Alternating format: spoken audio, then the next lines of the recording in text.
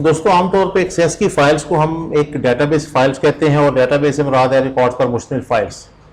लेकिन कई दफ़ा ऐसा होता है कि किसी क्लाइंट्स को फाइल्स बना के देते हैं तो वो उसमें से किसी खास डाटा को किसी दूसरे पोर्शंस पर भेजना चाहता है। मिसाल के तौर पे कुछ स्टॉक को मेंटेन कर रहा है तो वो अपने जो कंप्यूटर ऑपरेटर है वो अपने बॉस को उसकी एक रिपोर्ट सेंड करना चाहता है। अब ये डेस्कटॉप एप्लीकेशन है, लेकिन इस डेस्कटॉप एप्लीकेशन में से अगर आप MS एक्सेस की फाइल्स को PDF में या एक्सेल में या वर्ड में कन्वर्ट करना चाहते हैं तो उसका एक बड़ा ही आसान सा तरीका इसके अंदर एक एक्शन में मौजूद है। हम यहाँ पर आकर देखते हैं, हमारे पास यहाँ पे जिस चीज़ को भी हम करना चाहते हैं, हम समझ रहे हैं कि हमने परचेजर रिकॉर्ड्स की एक रिपोर्ट्स बनाई हुई है तो हम इसको जो है वो एक एक्सेल के फॉर्मेट्स में सेव करना चाहते हैं। तो हम यहाँ पर आकर सबसे पहले एक बटन्स बनाएंगे। बटन्स बनाने के बाद हमने इसे एक्शंस को अगर चाहते हैं तो हमने कैंसिल कर दिया, हम अपनी मर्जी का चाहते हैं एक्शंस, डबल क्लिक करके इसकी प्रॉपर्टीज को चेंज करते हैं। और हम इसका कैप्शन अगर चेंज करना चाहते हैं तो यहाँ पर आकर नाम आप इस पर भी क्लिक करके चेंज कर सकते हैं और यहाँ कैप्शन में आके चेंज कर लिया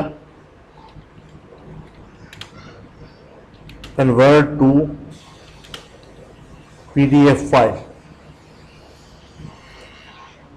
अब इसके ऊपर हमने एक्शन अप्लाई करना है। तो गुज़श्ता लेक्चर्स में हम ये चीज़ जिक्र कर चुके हैं कि इवेंट्स क्या है, वो ऊपर आप मौजूद आई कार्ड्स को क्लिक करके उसे देख सकते हैं। तो यहाँ पर मैंने उसे क्लिक किया और मैक्रोस बिल्डर्स की ऑप्शंस पर ओके कर दिया और इसके अंदर ईमेल डेटाबेस ऑब्जेक्ट, ये MS ऑफिस 2007 के बाद ये मैक्रोज आपको इस तरीके से नजर आएंगे। तो ये आपने यहाँ पर ईमेल डेटाबेस ऑब्जेक्ट्स को क्लिक करना है। तो यहाँ पर आपने इसकी प्रॉपर्टीज को फिल करना है।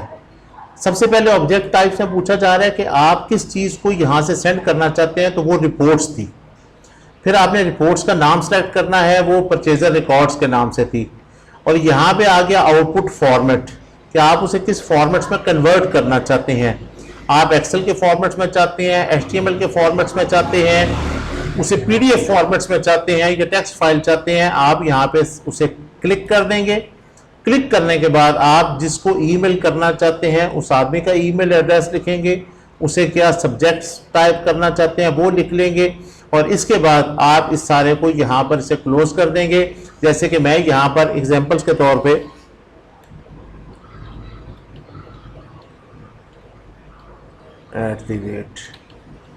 @gmail.com अपना ही ईमेल एड्रेस लिख रहा हूँ। अगर किसी को उसकी कॉपी भेजनी है, वो सब्जेक्ट्स आ गया, प्लॉट, रिकॉर्ड, मैसेज, टेक्स्ट क्या शो होना चाहिए, ये हम इसे मुकम्मल कर देंगे। तो ये हमारे पास जो उसका फॉर्मेट्स है ये मुकम्मल हो जाएगा।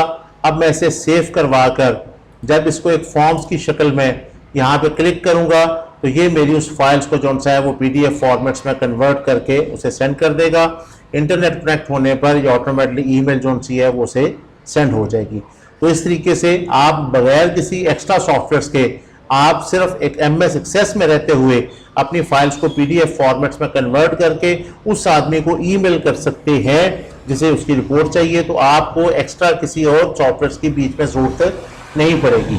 आमतौर पर ये ध्यान में रखिएगा कि MS ऑफिस जब भी इंस्टॉल किया जाता है सिंगल PC पर तो इसके साथ आउटलुक इंस्टॉल किया जाता है और उस आउटलुक के अंदर आपका ईमेल अकाउंट्स एक्टिव होता है।